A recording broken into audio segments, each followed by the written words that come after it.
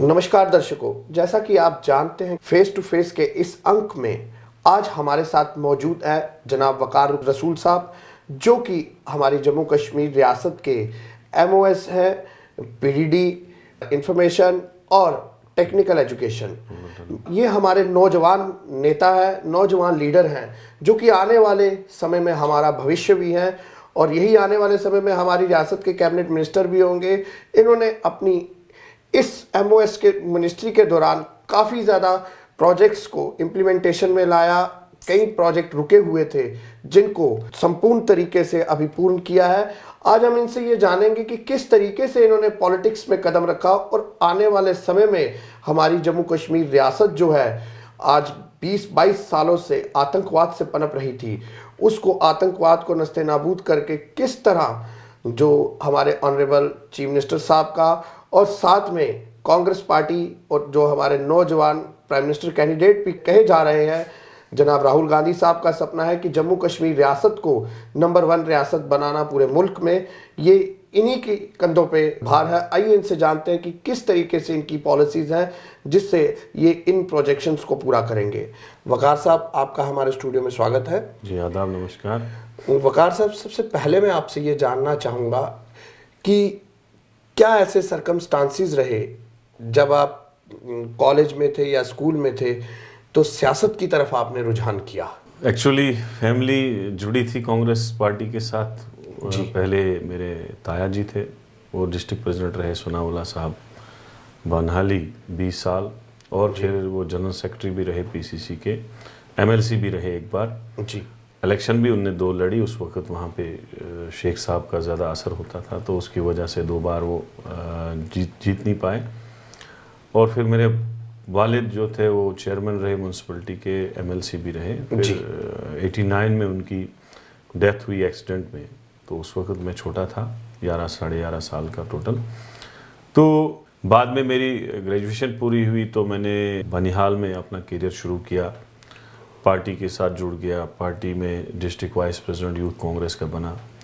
वहाँ पे block president की पोस्ट खाली थी, तो मुझे ब्लॉक प्रेसिडेंट की भी पोस्ट दी गई कांग्रेस की, बड़े कांग्रेस की। तो साथ साथ मैंने म्यूनसिपलिटी का इलेक्शन लड़ा, मैं काउंसलर बना। और जितने मेरे साथ के साथ काउंसलर उठे थे, बनिहाल में 7 काउंसलर सीटें हैं जी, तो हमने 7 की 7 जीती उस वक्त। तो उससे मैं चेयरमैन बना म्यूनसिपलिटी का।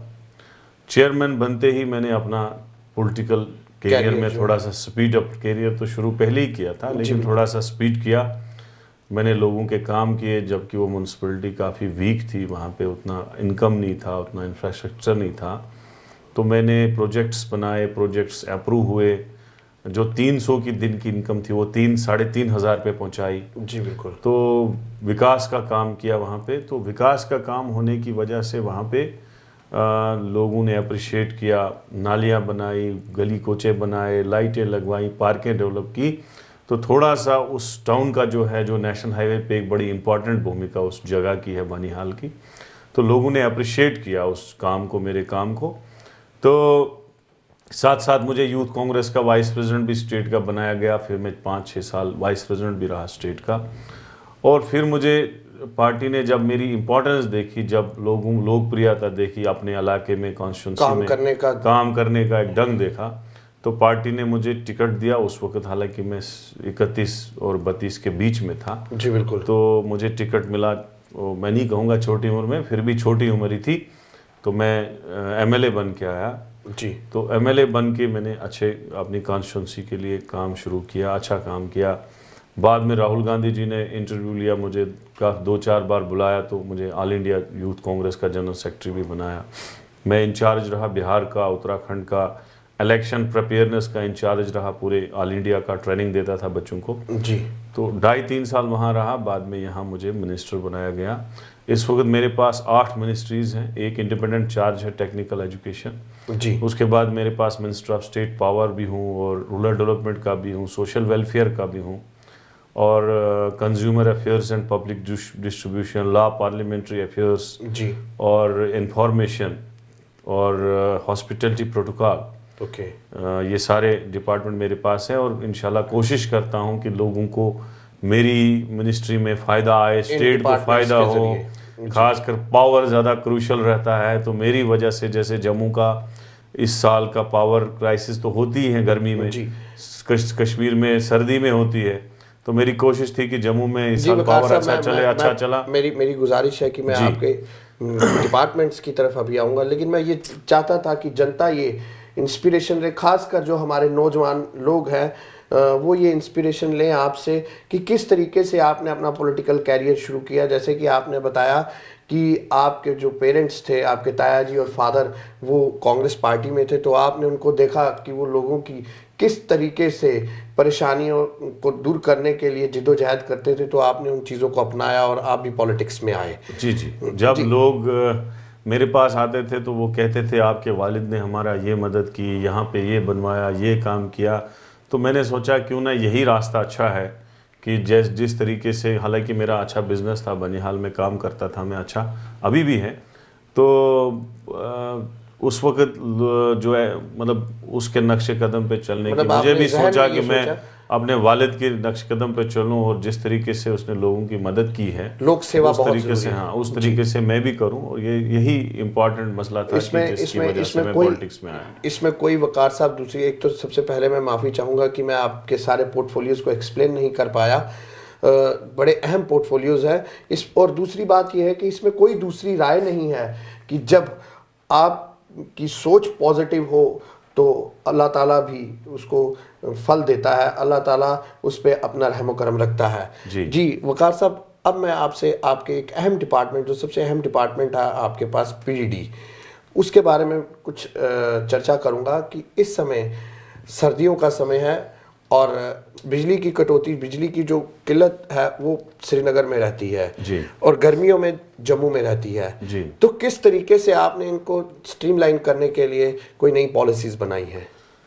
हमने जब मैं आया तो मैंने देखा कि किस तरीके से ये स्ट्रीमलाइन हो सकता है, कैसे पावर में हमें मतलब राहत मिल सकती है, खासकर जम्मू के लोगों को गर्मियों में और कश्मीर के लोगों को सर्दियों में।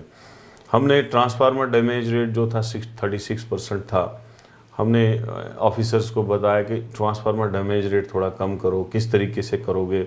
HT फ्यूज़ लगा के, तेल ऑयलिंग बराबर रख के, दूसरी चीज़ें थोड़ा सा टाइट किया तो काफ़ी जगहों पे 36 से, जम्मू में भी इस साल 36% से 25% पे, 23% पे, 21% पे ट्रांसफार्मर डैमेज आया। लॉसेस जो थे 70% वो 65% पे आ गए। रेवेन्यू कलेक्शन बढ़ गई। और दूसरी बात, सबसे बड़ी ये बात थी कि क्राइसिस जो जम्मू में होती थी वो आपको इस साल मिली देखने को, लेकिन उतनी ज़्यादा नहीं मिली जितनी लास्ट ईयर है। और तीसरी बात, 10% जो लाइट थी पिछले साल के मुकाबले में बिजली हमने 10% गर्मियों में जम्मू में दी।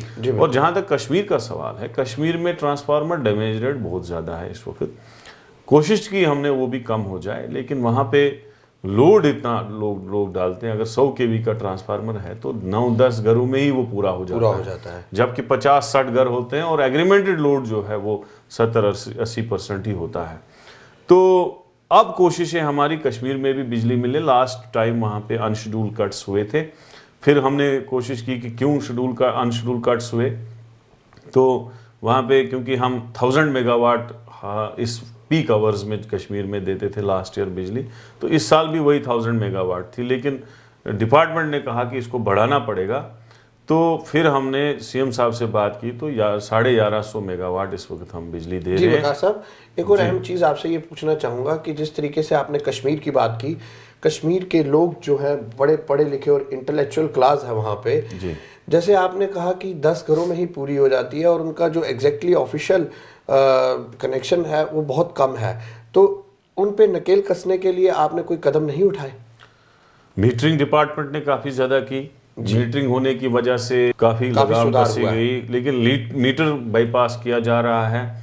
फिर भी हमने इंस्पेक्शन टीमें बनाई जम्मू और कश्मीर में। लास्ट ईयर उन्होंने 13,80,000 रुपये जो है जुर्माना लाया उन्होंने, क्योंकि वो फाइन तो करना पड़ता है जो मीटर बाईपास करेगा। जी बिल्कुल। काफ़ी कोशिश है हमारी, लेकिन अभी तक हम कामयाब नहीं हुए हैं। जो चोरी हो, जिस तरीके से है, आने वाले समय जिस तरीके से लॉसेस हैं, आने वाले समय में हमारे पास प्रोजेक्ट हैं RAP DRP का है, जिससे हमारे 40 टाउन्स में चोरी बिल्कुल टोटल ख़त्म हो जाएगी। उसके बाद वो आरएपी डीआरपी का जो मटेरियल सिटी से पुराना निकलेगा वो उन एरियाज में लगेगा जहाँ पे कंडक्टर नहीं है, पोल्स नहीं है, दूसरी चीजें नहीं है। हाँ, बिल्कुल। तो आने वाले टाइम में इंशाल्लाह जो हमारी पॉलिसी है, जो हमारे ऑनरेबल चीफ मिनिस्टर साहब की पॉलिसी है, गवर्नमेंट की पॉलिसी है, आने वाले 2-4 साल में अच्छा सुधार आ सकता है। पावर जनरेशन में भी और पावर की डिस्ट्रीब्यूशन में भी इंशाल्लाह सुधार आ सकता है। जिस तरीके से हमारी स्कीम है, आरएपी डीआरपी है, आरजीजीवाई राजीव गांधी विद्युतीकरण योजना फेज सेकंड है, जो जी अनइलेक्ट्रीफाई एरिया रहा है वो फेज सेकंड में अब आ जाएगा। मुझे नहीं लगता है आगे आने वाले समय में कोई अनइलेक्ट्रीफाई विलेज रहेगा। आरएपी डीआरपी में भी जो सिटीज में क्राइसिस हैं, टाउन्स में क्राइसिस सर्दी गर्मियों में होती है, वो भी खत्म हो जाएगी, क्योंकि उसके लिए हमें सेंट्रल गवर्नमेंट ने, यूपीए सरकार ने पैसा भी दिया है और उसका टेंडरिंग प्रोसेस भी चल रहा है। आने वाले टाइम में वो भी इंशाल्लाह सुधर जाएगा। तो आने वाला स्टेट के लिए अच्छा है, बिजली के लिए, क्योंकि ये बिजली बड़ा टफ डिपार्टमेंट है, टफ है, थोड़ा सा अहम भी है और टफ भी है। अहम क्या मतलब, बाजार से आपको मिलेगी नहीं है खरीद के, गवर्नमेंट को ही देनी है, इसलिए अहम है, तो इसलिए टफ भी है। क्राइसिस रहती है, ट्रांसफार्मर डैमेज हो जाता है, अनशूल कट्स हो जाते हैं, लोगों को टाइम पे बिजली नहीं मिलेगी, अगर एक रात भी नहीं मिलेगी तो नाराज हो जाएंगे। जी वकार साहब, तो वो मसला है। एक और चीज अहम आपसे पूछना चाहूंगा कि इस समय बर्फबारी का समय है, और जब बर्फबारी हो रही है तो हमारे श्रीनगर के जो लोग हैं वो घर से बाहर नहीं निकल पाते, तो उस समय अगर बिजली उनको प्रॉपर तरीके से मुहैया ना हो तो काफी परेशानी होती है। तो उस बिजली को मुहैया करवाने के लिए इस क्रिटिकल सिचुएशन में क्या इंतजामात है पावर डेवलपमेंट डिपार्टमेंट के? देखिए, बर्फ का ऐसा है कि अगर बर्फ छोटी सी पड़ जाए तो उससे ज्यादा नुकसान हमें नहीं होता है, लेकिन जब बड़ी पड़ जाती है तो बूट कहीं पे पेड़ ही गिर गया, एसटी लाइन पे 33 केवी पे, 11 केवी पे, या डिस्ट्रीब्यूशन जगह पे, या कहीं पे पानी की वजह से फॉल्ट आ जाता है, या कहीं पोल गिर जाता है, या कहीं कंडक्टर गिर जाता है, या कहीं मतलब फॉल्ट आ जाता है, तो उसकी वजह से बर्फ में, क्योंकि हमारा उतना नेटवर्क स्ट्रांग नहीं है जैसे यूरोपियन कंट्रीज का है, अंडरग्राउंड सारा सिस्टम है। जी बिल्कुल। 20 फीट भी बर्फ पड़े और वो बिजली का कोई असर नहीं पड़ता है। हमारा जो है ओपन सिस्टम है, तारे उस वही हैं जो लगी हुई थी। अब जो हमारी आरएपी डीआरपी स्कीम है उसमें सिस्टम थोड़ा इम्प्रूव हो रहा है, उसकी वजह से उतनी ज्यादा प्रॉब्लम नहीं होगी। लेकिन आज अगर बड़ी बर्फ पड़ती है तो फॉल्ट आ जाता है। परसों में श्रीनगर में था, जब 1 फीट की बर्फ श्रीनगर में पड़ी, मैं खुद घूमा, पूरे सड़कों में गया, रिसीविंग स्टेशन, ग्रिड स्टेशन खुद गया, तो दिन को जिस वक्त 1 फीट भी बर्फ पड़ी थी तो 66% एरिया जो है बिजली चल रही थी। 33% एरिया में फॉल्ट आ चुका था।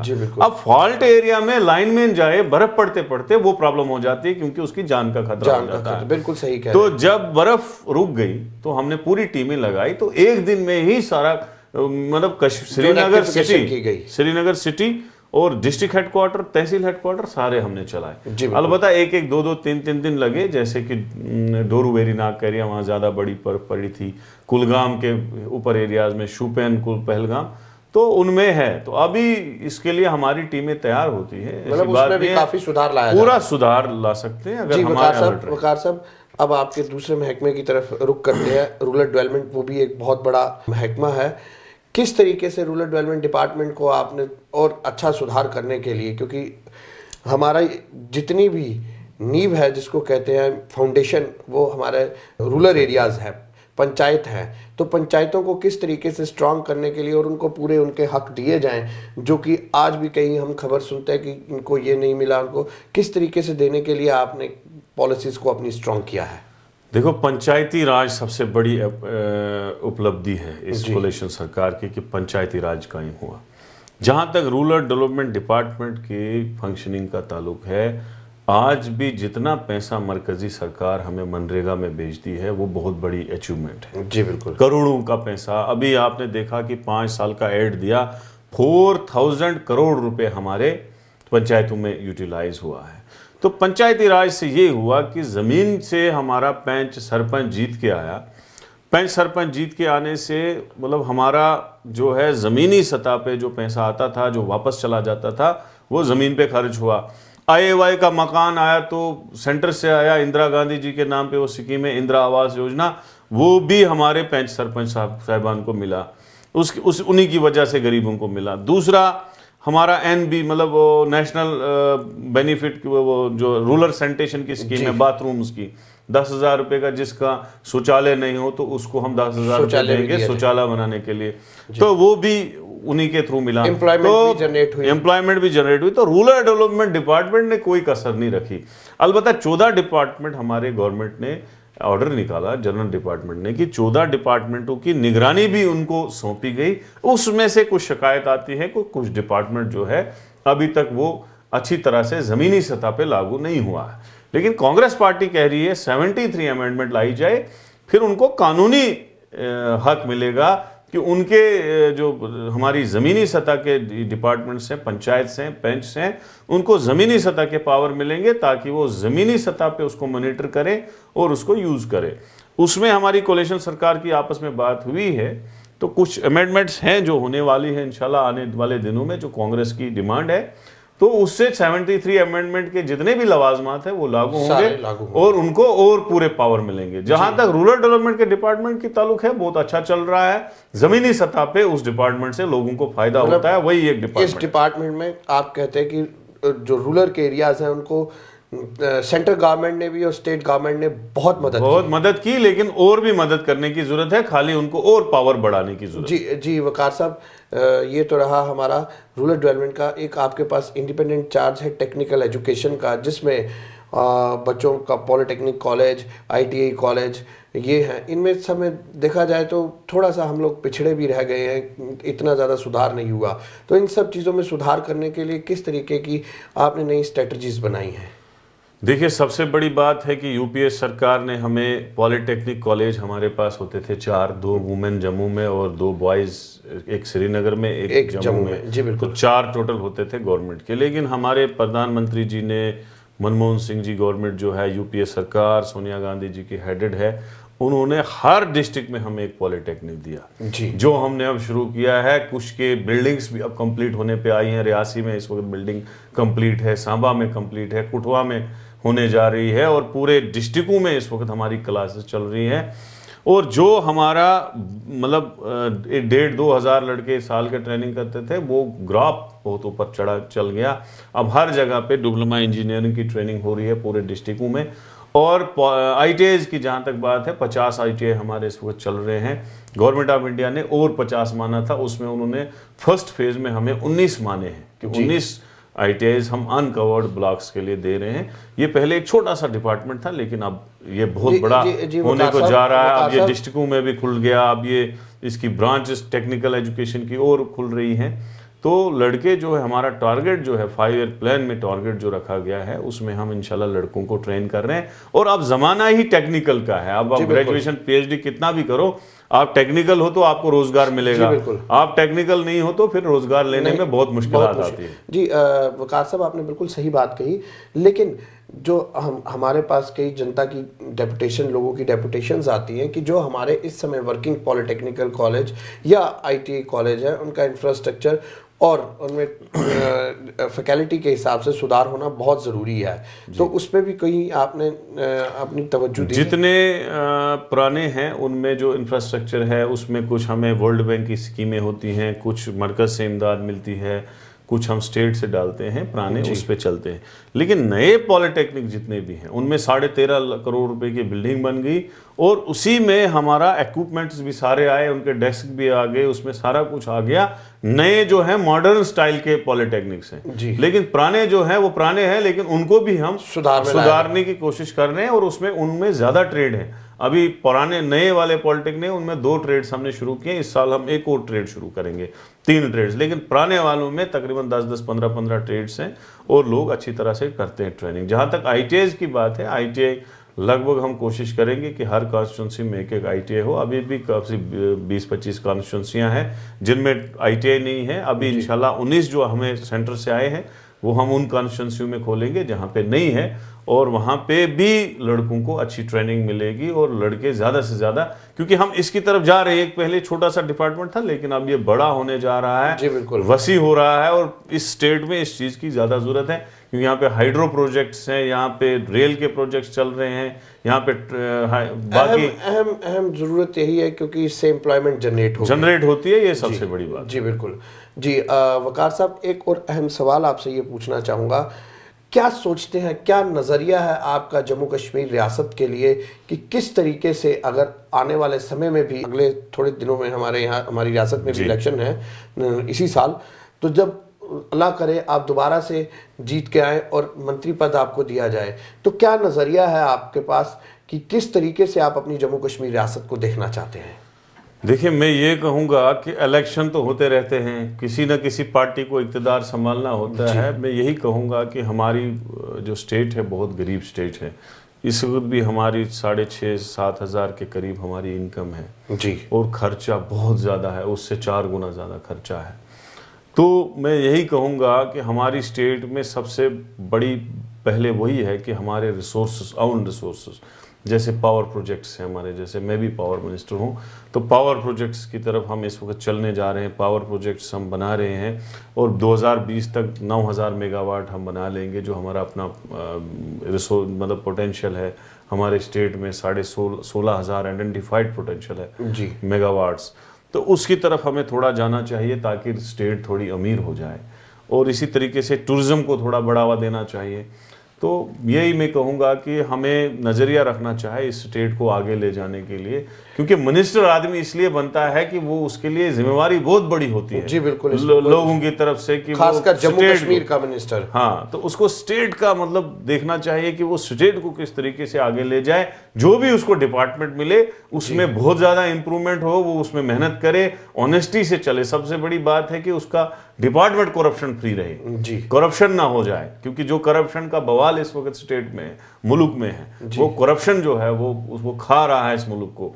तो करप्शन कम हो जाए और वो उस डिपार्टमेंट को आगे बढ़ाए ताकि लोगों को उस डिपार्टमेंट से ज्यादा बेनिफिट हो और गवर्नमेंट को भी उस डिपार्टमेंट से ज्यादा बेनिफिट हो। ये एम रहती है एक मिनिस्टर को भी, और यही एम मेरी भी है कि इस तरीके से डिपार्टमेंट चले। समय की नज़ाकत को देखते हुए एक आखिरी प्रश्न आपसे ये पूछना चाहूँगा कि वकार साहब, किस तरीके से जैसे अभी इस समय स्नोफॉल के दौरान हमारी जो रास्ते हैं वो बंद हो गए हैं, और आपकी जो असेंबली है, आपका जो एरिया है, वो भी इस समय रोड कनेक्टिविटी से कट जाता है बर्फबारी के दौरान, तो वहाँ लोगों को किसी तरीके की मुश्किलात ना हो आपकी कॉन्स्टिट्यूएंसी? बर्फबारी बहुत ज़्यादा होती है बानीहाल में जी, और बर्फबारी में हमेशा मेरा ये ख्याल रहता है, क्योंकि मैं पिछले 5 साल से MLA हूँ उस कॉन्स्टिट्यूंसी का। पिछली बार में जब बहुत बर्फबारी हुई, मैं उत्तराखंड में था इलेक्शन में, तो मैं जहाज़ में श्रीनगर पहुंचा, फिर काजीगुंड आया, फिर वहाँ से जो रेलवे टनल उस वक्त अंडर कंस्ट्रक्शन था जी,